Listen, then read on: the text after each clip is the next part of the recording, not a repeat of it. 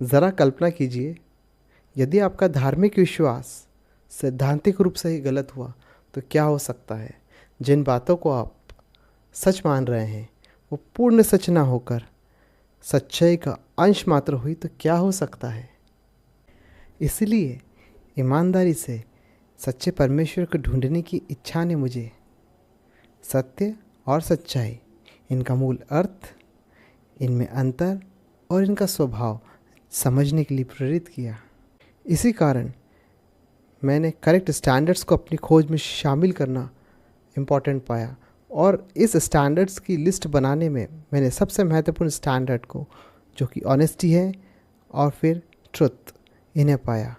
इस वीडियो के अंत तक आप जान पाएंगे कि आपका धार्मिक विश्वास क्या है, सत्य पर आधारित है या सच्चाई पर। इसीलिए इस वीडियो के द्वारा आप करेक्ट धार्मिक विश्वास को पहचानने के लिए कुछ टूल्स को जानने पाएंगे। सत्य क्या होता है, चलिए इसे सरल शब्दों में समझते हैं। यदि किसी चीज़ का डिस्क्रिप्शन करना हो तो सत्य का प्रयोग उस बात को कंफर्म करने के लिए होता है। अब सच्चाई क्या होती है?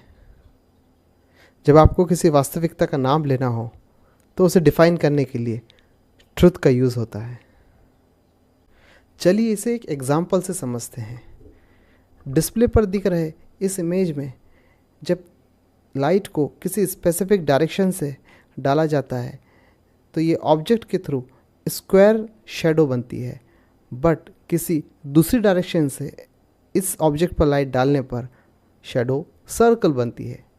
ये दोनों ही स्टेटमेंट ट्रू है और ये दोनों ही स्टेटमेंट सत्य को डिस्क्राइब करते हैं, बट रियलिटी ऐसी नहीं है।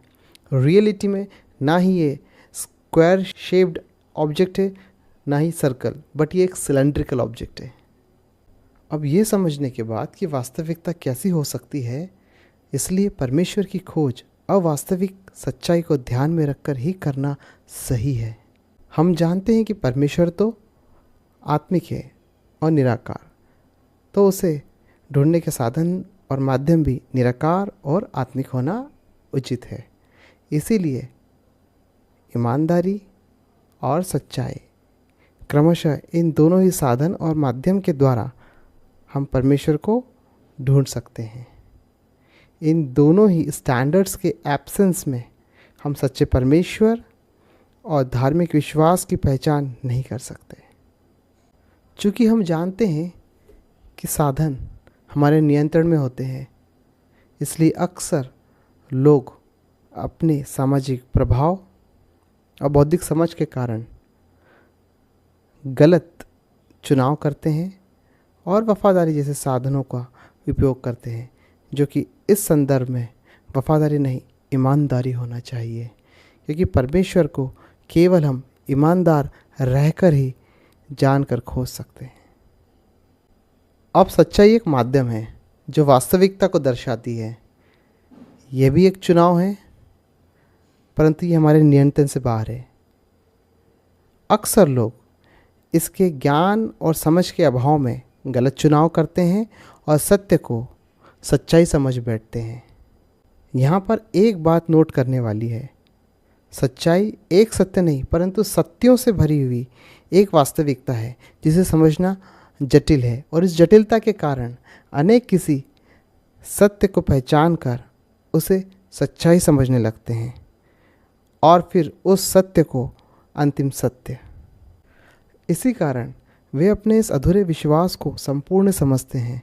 उन्होंने सच्चाई की खोज में सत्य तो खोजा, परंतु जो साधन ईमानदारी होना चाहिए था उसके द्वारा नहीं, पर वफादारी के द्वारा, जिसके फल स्वरूप उनमें परमेश्वर के उचित ज्ञान और पहचान की कमी हो जाती है और परिणाम स्वरूप उम्र में परिपक्व होने के बाद भी वो वास्तविक सच्चाई को नहीं समझ पाते हैं। इसलिए आधा ज्ञान अज्ञानता से भी बुरा और बदतर हो जाता है। तो आशा करता हूँ कि इस वीडियो के द्वारा आपको आपके आध्यात्मिक ज्ञान को बढ़ाने में मदद मिली होगी। परमेश्वर को और नज़दीक से जानने के लिए आप शब्दों पर अपनी पकड़ बनाएं, जैसे कि आप इस वीडियो पर क्लिक करके ईमानदारी और वफादारी जैसे महत्वपूर्ण शब्दों को समझ सकते हैं और अपने आत्मिक ज्ञान में वृद्धि कर सकते हैं। Thank you so much.